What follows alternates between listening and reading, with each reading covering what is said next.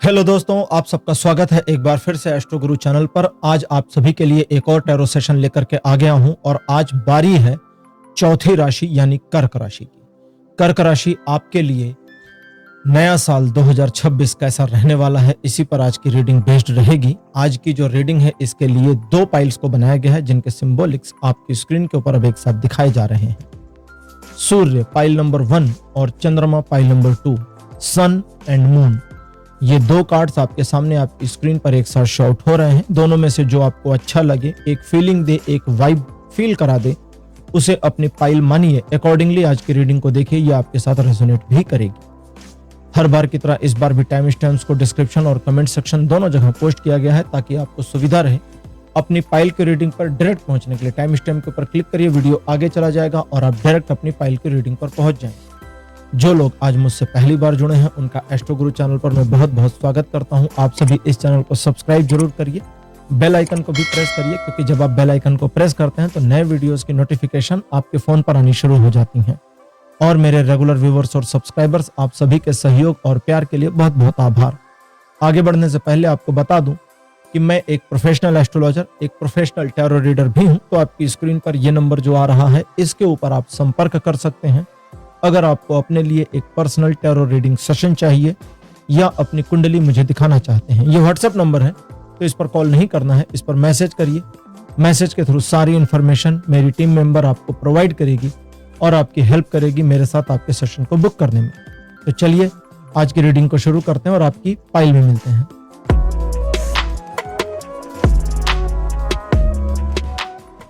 Hello कर्क राशि, pile number 1, आप सभी का स्वागत है आपकी रीडिंग में। आपने सूर्य को चुना था, मेरे बगल में उसकी फोटो भी लगा दी गई है। चलिए आज की रीडिंग को शुरू करते हैं और देखते हैं कि आपके लिए नया साल 2026 कैसा रहने वाला है। पहला कार्ड आपके लिए king of pentacle, card number 2 आपके लिए है द हेरोफेंट, थर्ड नंबर पर आपके लिए है 3 ऑफ सोर्ड्स, कार्ड नंबर 4 आपके लिए अपीयर है 7 ऑफ वॉन्ड्स और अंतिम कार्ड आपके लिए है 6 ऑफ सोर्ड्स। तो पाइल नंबर 1, जैसा कि आप जानते हैं कि आपके जीवन में एक स्ट्रगलिंग सिचुएशन पिछले कुछ समय से लगातार बनी है, जिसका समापन इस 2026 में अगर आप चाहेंगे, फिर से सुन, अगर आप चाहेंगे तो हो जाएगा, अगर आप नहीं चाहेंगे तो नहीं होगा। ऐसे लोग जो आपकी लेग पुलिंग करते हैं, आपके पैर पकड़कर खींचते हैं और आपको आगे नहीं बढ़ने देना चाहते, आपसे जेलिसी की भावना रखते हैं, आपको नीचा दिखाने की कोशिश करते हैं, आपका अपमान करते हैं और कहीं ना कहीं आपको पीछे खींचने की प्रक्रिया में शामिल रहते हैं। इस नए साल में ऐसे लोगों का सम्मान नहीं करना है, ऐसे लोगों की अवहेलना करनी है, दैट मीन्स उन्हें इग्नोर करना है अपने जीवन से, और साथ ही साथ उनकी इमेज, वैल्यू, इज्जत, इन चीजों की परवाह नहीं करनी है। ऐसे लोगों को आप मुंह तोड़ जवाब देने में पूर्णतः सक्षम हैं और पूरी तरह से सक्षम भी रहेंगे 2026 में। ये साल आपको एक अच्छी शुरुआत देगा, लेकिन आपके love relationship, specially unmarried couple love relationship में थोड़ी सी समस्याओं का सामना कराएगा। अगर आप अपने पार्टनर के ऊपर भरोसा बनाए रखते हैं, खुद की लॉयल्टी को बनाए रखते हैं, अगर आप जानबूझकर अपने पार्टनर को चीट नहीं करते, तो रिलेशनशिप की छोटी मोटी समस्याएं समाप्त होकर के वापस एक सही रूटीन पर आ जाएंगी और आप अपने रिलेशन को बेटर कर पाएंगे। ये साल आपके लिए दो तरीके से फॉल करेगा। नंबर 1, चीजें पॉजिटिव रहेंगी, आप अपने लक्ष्य को प्राप्त करने की दिशा में जो प्रयास करेंगे उसमें सफलता मिलेगी। दूसरा, अच्छा, ये पहले वाले में जो सफलता मिलेगी ये सुनिश्चित है, लेकिन एक स्मूथ पैटर्न पर है और बस साधारण सफलता ही दिखा रहा है। ये बिल्कुल वैसा है कि भाई आप सामने 10 सीढ़ियां हैं, 10 चढ़ेंगे तो 10वीं सीढ़ी पर पहुंच जाएंगे, एक एक करके चढ़िए, 10वीं पर पहुंच गए, बस बात खत्म। ये ऐसा है। लेकिन अब कहता है कि अगर आप एक टारगेट बनाते हैं, एक लक्ष्य बनाते हैं, उस लक्ष्य को प्राप्त करने की कोशिश करते हैं और बीच में आने वाली बाधाओं से, व्यवधानों से, लोगों द्वारा रोक टोक और रोके जाने की प्रक्रिया से हार नहीं मानते, आगे बढ़ते हैं और बस अपने हिस्से का कर्म भर कर ले जाते हैं, तो आपके टारगेट में आपको सफलता मिलेगी। यह साल आपके लिए ऐसा भी रहने वाला है।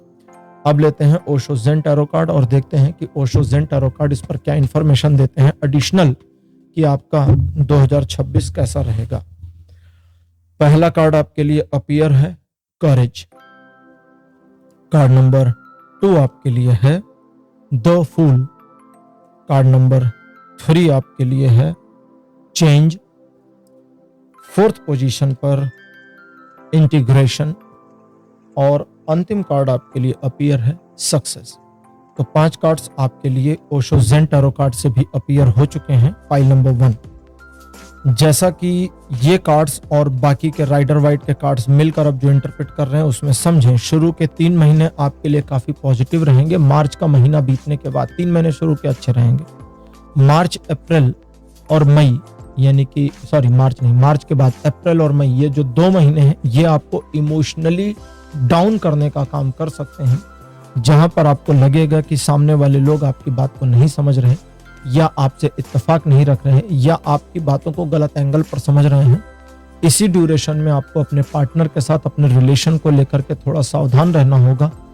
आप अपनी ओर से अगर कोई चीटिंग नहीं कर रहे तो आपका रिलेशन खराब नहीं होगा, और अगर आप जानबूझ के चीटिंग कर रहे हैं तो रिलेशन के डैमेज को कोई रोक भी नहीं पाएगा, ये भी समझ लीजिए। इसलिए अपनी ओर से सज्जन बने रहना, अच्छा पर्सन बने रहना आपके लिए अपने रिलेशनशिप को इंप्रूव करने के लिए नितांत आवश्यक होगा। अगली चीज है कि आपका 6वां महीना, 7वां महीना, यानी ये 2 महीने आपको थोड़ा ज्यादा संघर्ष करा दें और उस संघर्ष की स्थिति में आप कदम पीछे हटाने को मजबूर हो जाएं, इसकी पॉसिबिलिटी है। लेकिन अगर आपने हार मानने से इनकार कर दिया कि नहीं जी हम हार जाएंगे लेकिन पीछे नहीं हटेंगे और डट कर सामना करेंगे, तो यकीन मानिए उन संघर्षों से निकलकर सफलता की ओर बढ़ने की पॉसिबिलिटी 100% भी बनी हुई है। आगे के जो बाकी 2 महीने रहेंगे, यानी कि अब अगस्त और सितंबर, ये 2 महीने आपके लिए कुछ नया कार्य करने, किसी नए काम में जुड़ने, कुछ नई योजना बनाने, किसी नए ऑफर को प्राप्त करने, किसी नए पर्सन के साथ कोलैबोरेट करने को लेकर के संकेत दिखाते हैं। अक्टूबर और नवंबर आपके जीवन में थोड़ा सा परिवर्तन करेंगे, जो आपके पूरे जीवन को या आपके पूरे जो प्रोसीजर आपका चल रहा है, जो पाथ आपका है, उसे एक बेटर वे में लाना, कुछ नकारात्मकताओं को हटाना, कुछ सकारात्मकता को जोड़ना, और साथ ही साथ एक ऐसा परिवर्तन जो आपके पक्ष में, आपके लिए, आपके काम का हो, उसकी पॉसिबिलिटी बनी है। साथ ही साथ यहाँ पर इंफॉर्मेशन ब्रेक होकर आ रही है पूरे साल के लिए, वो ये, जैसा कि पहले भी बताया कि आपके लिए ये साल अच्छा तो है, लेकिन अगर आप एक लक्ष्य बनाकर काम करेंगे तो ज्यादा बेहतर होगा। तो वही चीज यहाँ पर बता रहा है कि अगर आप एक योजना बनाते हैं जो छोटे छोटे खंडों में हो, छोटे छोटे भाग में हो, कि आप महीने 2 महीने की योजना बनाएं या 15-15 दिन की बनाएं या 6 महीने की बनाएं या साल भर की एक योजना बनाएं, अगर आप योजना बनाते हैं और अपनी योजना पर काम करते हैं, बस अपना कर्म भर कर देते हैं, अपने हिस्से का कर्म, तो आप उन योजनाओं को सफल करा ले जाने में कामयाब रहेंगे। नवंबर एक छोटे परिवर्तन को दिखाता है जो आपके जीवन को ऑन द ट्रैक लाने का काम करेगा, जबकि दिसंबर का जो महीना है वो संतुलन बनाने में 2 तरह से मदद करेगा। एक, सिचुएशंस स्वसंतुलित हो जाएंगे, ऑटो बैलेंस्ड हो जाएंगे, और दूसरा, आपके द्वारा बनाया गया संतुलन भी टिकेगा, काम करेगा और आपको सफलता की ओर ले जाएगा। इस साल कुछ बातों का और आपको ध्यान रखना है। नंबर 1, दूसरे जो बुरे लोग हैं, जो आपका बुरा चाहते हैं, आपके बारे में नकारात्मक सोचते हैं और आपको जमीन पर गिरा हुआ देखना चाहते हैं, उनके बारे में अपने आप को इमोशनल नहीं करना है। उनका नुकसान होने दीजिए, आपने थोड़ी किया है। वे इमोशनली डैमेज होते हैं, ज्यादा सहारा मत दीजिए। कभी कभी किसी किसी की मदद नहीं करना भी बहुत काम का होता है, इसको समझिए। एक इंस्टाग्राम पर रील किसी ने मुझे भेजी थी जिसमें एक लड़का होता है, वो बैठा हुआ था, एक बेंच होती है ना जिस पे 3 लोग बैठते हैं, बैठा हुआ था और एक आंटी जी बैठी थी। अचानक आंटी जी की छड़ी गिर पड़ती है, लड़का उठता है, आंटी जी कहती बेटा मेरी छड़ी उठा दो। लड़का देखता है, स्माइल करता है, चला जाता है। आंटी कहती है बताओ आजकल के लड़के बूढ़ों की मदद भी नहीं करते। वे उठती हैं, 4 कदम आगे जाती हैं, छड़ी उठाती हैं। जैसे ही छड़ी उठाती हैं, दूसरी साइड का खंबा धड़ाम से गिरता है और चेयर क्रश हो जाती है, चकनाचूर। अगर वो लड़का छड़ी उठा के उस आंटी को दे देता तो खंबे के साथ आंटी भी चकनाचूर हो जाती। उनकी मदद ना करके ही उसने उनकी मदद करी। इसलिए कभी कभी किसी किसी की मदद ना करना भी हितकारी हो सकता है, इसको ध्यान रखिएगा। आपके लिए यहां पर कहता है कि उन लोगों की मदद बिल्कुल नहीं करनी जिनके बारे में आपको पता है कि ये घटिया लोग हैं, ये मेरा बुरा चाहते हैं, ये मेरे से जलसी करते हैं, ये मेरी टांग पकड़कर खींचते रहते हैं, उनका नहीं करना। लेकिन अब आगे कहता है कि इसी 2026 में उनकी मदद करनी है जो आपकी मदद प्राप्त करने का बदला आपको देते हैं, कि भाई आपने मदद करी, अब वे भी आपके लिए कुछ करने को तत्पर हैं। आपने जब कहा उन्होंने मना नहीं किया, उनकी करनी है। और मुश्किल परिस्थितियां इस 2026 में रुक रुक कर आएंगी, जो कि हमारे मानव जीवन का एक अभिन्न अंग भी है। उन मुश्किल परिस्थितियों में आपको सिर्फ इतना ध्यान रखना है कि अपने लक्ष्य से स्वयं को भटकने नहीं देना है। और अगर आपने ये कर लिया, स्वयं को स्वयं के लक्ष्य के भटकाव से बचा लिया, तो आपकी सफलता सुनिश्चित है, कोई इसे रोक नहीं सकता। इस बात को भी समझें, इस बात को भी जानें कि ये 2026 आपके लव रिलेशनशिप में जहां एक और थोड़ी समस्या देगा, वहीं परिजनों के साथ रिलेशनशिप को बेहतर करने, नकारात्मकता को आपके पक्ष में मोड़ने और निगेटिविटी या एक मनमुटाव वाली सिचुएशन अगर परिवार परिजनों के बीच आ गई है तो उसमें रिवर्स करने में मदद करेगा। इस साल के बीतते बीतते तक, या इसको ऐसे समझें कि ये साल कंप्लीट होने से पहले, अब ये वाली जो लाइन आ रही है ना, ये मुझे टाइमलाइन नहीं दी, कहता है ये कभी भी हो सकता है। आपके जीवन में एक ऐसा अपार उत्सव का, सेलिब्रेशन का मौसम आएगा, माहौल आएगा जो आपको अंदर तक प्रसन्न कर दे। एक ऐसी खुशी इसी 2026 में प्राप्त होगी जो आपको भीतर तक गहराई में प्रसन्नता का अनुभव करा दे। ज्यादा पॉसिबिलिटी जिस प्रसन्नता की है वो ये है कि आप अपने करियर रिलेटेड मामलों में ये प्रसन्नता प्राप्त करेंगे।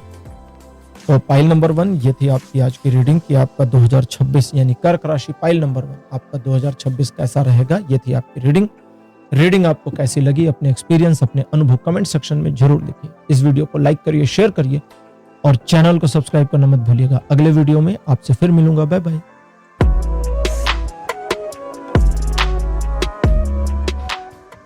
हेलो पाइल नंबर 2 आप सबका स्वागत है आपकी रीडिंग में। आपने चंद्रमा को चुना था, मेरे बगल में चंद्रमा की फोटो लगा दी गई है। चलिए आज की रीडिंग को शुरू करते हैं और देखते हैं कि कर्क राशि पाइल नंबर 2 आपके लिए सन 2026 कैसा रहेगा। टैरो इस पर आपके लिए पर्सनलाइज्ड क्या सजेशन देते हैं, बिल्कुल पर्सनल हो गया ना। ये पहला कार्ड आपके लिए अपीयर है द हाई प्रीस्टेस।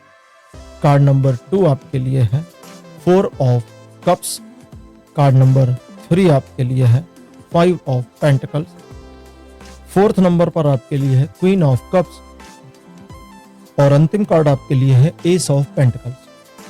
तो 5 कार्ड आपके लिए अपीयर। ये पहली जो इंफॉर्मेशन दे रहे हैं वो ये कि ये साल आपको एक ऐसी अपॉर्चुनिटी देगा जिस पर काम करके आप अपने जीवन के सफलता के नए द्वार को खोल सकते हैं, नए सोपान को रच सकते हैं।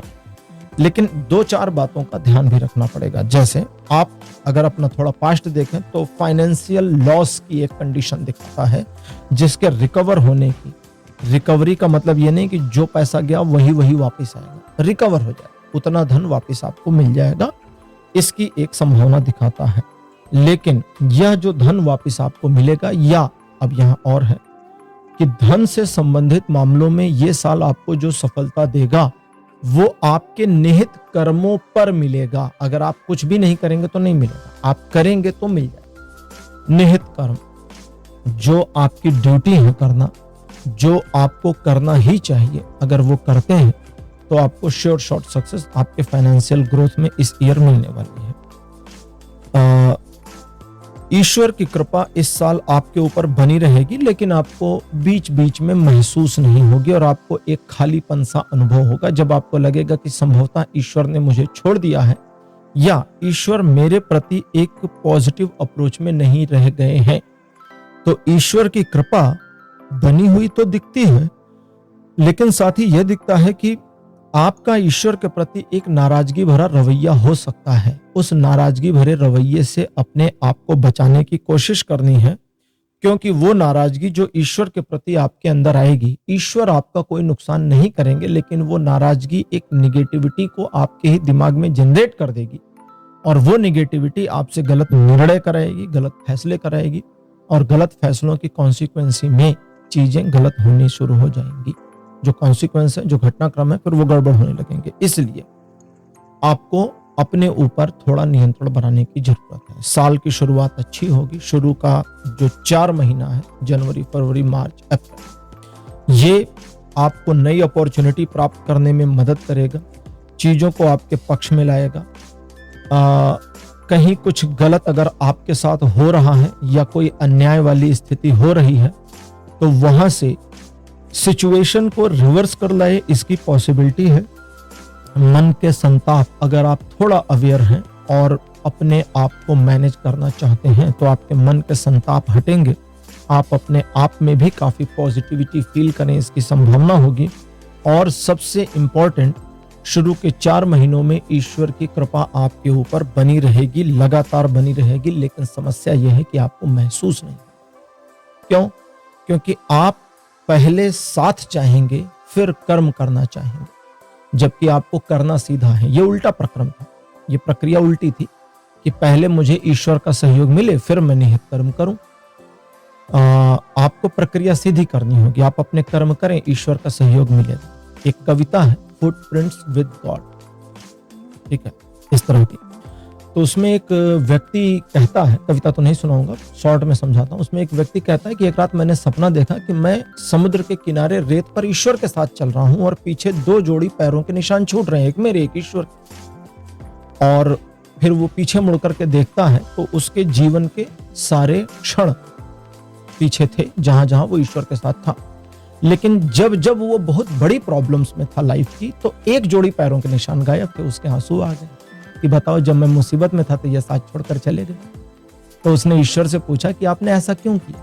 पीछे देखिए, जब मैं बड़ी प्रॉब्लम्स में था तो एक जोड़ी पैरों के निशान, क्यों आप मेरे साथ नहीं थे? सवाल बड़ा लाजमी था, बहुत इंपॉर्टेंट। ईश्वर ने उसे देखा और मुस्कुराकर बोले, मेरे बच्चे, एक जोड़ी पैरों के निशान इसलिए हैं क्योंकि उस समय तुझे मैंने गोद में उठा रखा था, तू इतनी समस्या में था। तो ईश्वर हमारे साथ हमेशा है। हम समझने में गलती करते हैं। कार्ड भी यही समझाना चाह रहा है आपको 2026 के निमित्त। अगर आप अपने निहित कर्म करते हैं तो ईश्वर का सहयोग आपको प्राप्त होगा। लेकिन यह कहता है कि ईश्वर, अब उससे पहले कहता है कि भाई ईश्वर का सहयोग आपके साथ निहित बना रहेगा, लेकिन आपको पता तब चलेगा। पता कब चलेगा? उसको तो ईश्वर ने बताया कि भाई जब तू बड़ी प्रॉब्लम में था तो तुझे गोद में उठा रखा था, तेरे पैरों के निशान गायब हैं, मेरे हैं। गलत समझ गया भाई। तो यहां रीडिंग कहती है कि आपको ज्ञात तब होगा जब आप अपने कर्मों में बनेंगे। अगर आप कर्म में नहीं हैं और ईश्वर साथ है, तो बस साथ है, लेकिन आपको साथ फील नहीं होगा। क्यों? भगवान श्री कृष्ण ने अर्जुन को गीता का ज्ञान दिया, स्वयं युद्ध नहीं लड़े। भगवान कृष्ण ने एक उदाहरण प्रस्तुत किया कि मैं तो शस्त्र भी नहीं उठाऊंगा, तेरा सारथी रहूंगा, घोड़े चलाऊंगा तेरे। सामने से आने वाले तीरों को पहले मैं झेलूं। आपने अगर टीवी पर महाभारत देखी होगी तो पूरे महाभारत युद्ध में भगवान कृष्ण घायल नहीं है, ऐसा नहीं। अगर महाभारत पढ़िए, 60 तीर तो अकेले कर्ण ने मारे थे, वो भी श्री कृष्ण। भगवान श्री कृष्ण को 60 बार तीर लगे और वो भी अकेले कर्ण के द्वारा। और योद्धाओं ने तो कितने ही मारे होंगे, बहुत घाव लगे थे। सारथी को मार दो। अगर युद्ध हो रहा है और रथी सारथी हैं तो सबसे बढ़िया विकल्प क्या है? सारथी को मार दो, रथ चलना बंद, फिर रथी को मारना आसान हो जाएगा। रथी का कर्तव्य है युद्ध को लड़ना, शत्रु को पराजित करना, अपने घोड़ों की जान बचाना। घोड़े मार देते थे वे, तो घोड़ा ही मर गया, रथ नहीं चलेगा, अब इसको जीत लेंगे क्योंकि परेशान हो जाए। घोड़े को भी बचाना, सारथी को भी बचाना, स्वयं को भी बचाना महारथी का बहुत बड़ा कर्तव्य हो जाता था। और कृष्ण ने यह दिखाया कि मैं तेरे लिए ना युद्ध लड़ रहा, ना मैं शस्त्र उठा रहा, मैं बस तुम्हारे साथ में हूं। कर्म तुम करोगे, साथ में मैं हूं, और तब तुम्हें विजय मिल जाएगी, जीत मिल जाएगी, क्योंकि ईश्वर का साथ होना ही पर्याप्त है। और यही 2026 में आपके साथ हो रहा है। तो आपको कर्म करना पड़ेगा, इसको ध्यान रखिएगा। अगर आप कर्म करते हैं, फिनेंशियल ग्रोथ आपकी इस ईयर की पक्की है और एक नई अपॉर्चुनिटी फिनेंशियल ग्रोथ में फिनेंशियल मामलों में आपको मिल जाएगी। आज की ओरेकल डेक हमारी है ओशो ज़ेन टैरो कार्ड और देखते हैं कि ये एडिशनल इंफॉर्मेशन आपके लिए क्या लाते हैं। पहला कार्ड आपके लिए अपीयर है मोरालिटी। सेकंड पोजीशन पर आपके लिए है प्रोजेक्शन। कार्ड नंबर 3 आपके लिए है we are the world. Fourth number पर आपके लिए है द मास्टर और अंतिम कार्ड आपके लिए अपीयर है शेयर। आपको अपने जीवन के अमूल्य घटनाक्रम और अमूल्य चीजों को स्वयं से शेयर करना है। शेयरिंग का कार्ड कहता है शेयरिंग करो खुद से, दूसरों की चिंता मत करो। क्यों? क्योंकि दूसरों को तो जो मिलना है मिल ही जाएगा। खुद कमा रहे हैं, खुद के लिए नहीं किया, दूसरों के लिए सदा किया और खुद परेशान रहे। पहले खुद के लिए ठीक करिए चीज, फिर दूसरों के लिए ठीक करिए। फटे हुए जूते पहनकर घूमना और परिवार के लिए काम करना आसान है, लेकिन अपने लिए जूते सही रखना, अपने कपड़ों को सही रखना और तब अपने आप को बेहतर करना जिसका फायदा परिवार को मिले, हमें थोड़ा गलत लगता है, लेकिन सही तरीका यह है। अगर आप स्वयं को बेहतर नहीं बना सकते तो दूसरे को क्या ही बनाएंगे। स्वयं को बेहतर बनाइए, आपसे जुड़े लोगों को उसका लाभ मिल जाए। अगर एक एम्प्लॉय कंपनी में केवल अपना रोल सही ढंग से निभा ले जाए तो कंपनी को फायदा हो जाएगा, लेकिन एम्प्लॉय कंपनी को फायदा पहुंचाने की कोशिश में अपनी ऐसी तैसी करा सकता है, ये नहीं। अब यहां पर समझें कि शुरुआत आपकी जो होगी 4 महीने, मैंने कहा बहुत पॉजिटिव, ईश्वर की कृपा आपके ऊपर बनी रहेगी, साथ आपके ऊपर बना रहेगा, कर्म करते जाइए। 5वां महीना थोड़ा सा एक डिसीजन मेकिंग में प्रॉब्लम क्रिएट करके देगा, जो आपको सेल्फ मैनेज करना है। जरूरत पड़े तो डिसीजन पेंडिंग कर दीजिए, 2-4 दिन, 5 दिन, 10 दिन आगे ले जाइए। और अगर फिर भी डिसीजन लेने की ही नौबत आ गई है तो जरा एंगल को बदल दीजिए। किसी चीज को सामने से देख रहे हैं, उसे दूसरे व्यक्ति की नजरों से देखना शुरू करिए। कभी कभी खुद को करिए। आप अपनी पर्सनैलिटी को बदलना चाहते हैं, समझ नहीं पा रहे कैसे बदलें। दूसरों की नजरों से खुद को देखो कि भाई दूसरा पर्सन मुझे कैसे देखता है, तब आप समझ पाएंगे कि मुझ में बदलाव करने की जरूरत कहां कहां किन किन पॉइंट्स पर है। और यही आपको करना है डिसीजन मेकिंग के मामले में। 5वें महीने में आप दूसरे व्यक्ति की नजरों से चीजों को समझने की, ऑब्जर्व करने की कोशिश करें। सॉल्यूशन आपको डेफिनेटली 100% मिल जाएगा। इसके बाद के मतलब 5वें के बाद के 3 महीने यानी जून, जुलाई, अगस्त आपके लिए पॉजिटिव रहेंगे। नई अपॉर्चुनिटी आएगी, परिवार में सौहार्द का वातावरण बना रहेगा, एक अच्छी खुशियों की खबर भी मिलने की संभावना है। सितंबर और अक्टूबर ये जो 2 महीने हैं, ये आपको अपने काम को मैनेज करने, अपने काम को बेहतर तरीके से प्रेजेंट और रिप्रेजेंट करने में मदद करेंगे, चीजों को सेटल डाउन करने में मदद करेंगे, रिलेशनशिप इंप्रूव करने में मदद करेंगे और आप अपने कार्य के प्रति और ज्यादा श्रद्धावान हो जाएं, इसमें भी मदद करेंगे। अक्टूबर का महीना आपके लिए एक छोटे परिवर्तन का बायस बनेगा, जो आपके जीवन को एक ऐसा घुमाव देगा जो पॉजिटिविटी ही लाएगा, लेकिन वो आपको एक ट्रैक से हटा के दूसरे पर ले जाएगा। रहेगा पॉजिटिव, नेगेटिव कुछ नहीं होगा। और अगर आप चाहें कि पुराना ट्रैक मेरा बना रहे तो पुराना वाला भी बना रहेगा, नया ट्रैक भी आ जाएगा, तो आप 2 ट्रैक पर चीजों को चला सकते हैं। लेकिन मास्टर का कार्ड कहता है कि अक्टूबर के बाद एक समय में एक काम के ऊपर ज्यादा फोकस करना, दूसरे काम को थोड़ा लाइट मोड में ले लीजिए। एक काम पर ज्यादा, जैसे एक काम पर आप 80% फोकस दीजिए, दूसरे पर 20% दे दीजिए कि चीजें खराब ना हो। और इस तरह से अगर आप करेंगे तो अक्टूबर के बाद नवंबर और दिसंबर का जो समय है, ये आपको एक फाउंडेशन ऐसा बनाने, फाउंडेशन मतलब नींव, एक ऐसी नींव बनाने में मदद करेगा जो अगले कई सालों के लिए आपके लिए हितकारी साबित होने वाला है। तो ओवरऑल कर्क राशि पाइल नंबर 2, नया साल आपके लिए फाइनेंशियल ग्रोथ लेकर आ रहा है, इमोशनल सपोर्ट लेकर आ रहा है और एक परिवर्तन जो आपके अगले कई सालों को बेहतर करे, इसकी पॉसिबिलिटी भी ला रहा है। फाइल नंबर 2 आपकी रीडिंग यहीं कंप्लीट हो गई है। आज की रीडिंग आपको कैसी लगी, अपने एक्सपीरियंस, अपने अनुभव कमेंट सेक्शन में जरूर लिखिए। इस वीडियो को लाइक करिए, शेयर करिए और चैनल को सब्सक्राइब करना मत भूलिएगा। अगले वीडियो में आपसे फिर मिलूंगा। Bye bye.